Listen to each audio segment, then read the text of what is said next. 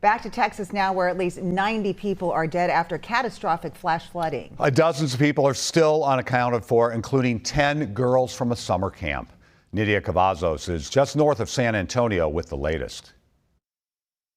This time-lapse video shows how quickly a river in Kingston, Texas rose in just a few minutes on Friday. Search and rescue teams say they're finding bodies up in trees, including at least one of the girls from Camp Mystic. We found 2 young girls up near the Hunt store, and then about 10 o'clock we found another little girl wrapped up in debris in a tree. More than 24 campers and counselors from Camp Mystic died in the flooding.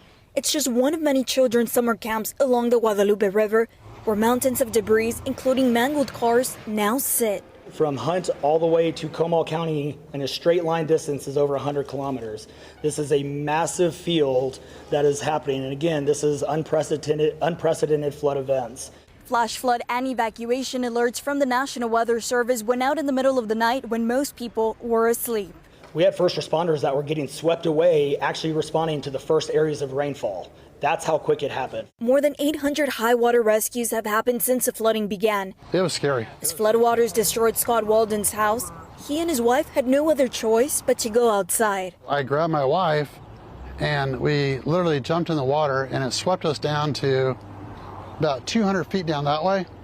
And there's a crepe myrtle tree that we grabbed hold of, and we waited for rescue. The risk of life-threatening flooding is still high in Central Texas, with more rain on the way. Nydia Cavazos, CBS News, Kerrville, Texas. President Trump says he plans to visit the flood-ravaged areas later this week. The devastating flooding in Texas is affecting families close to home as well.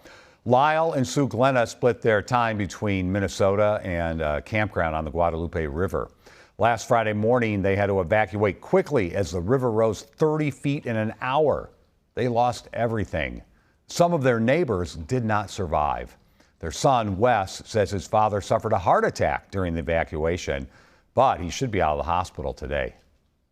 Yeah, they lost friends, visitors, co-workers, definitely.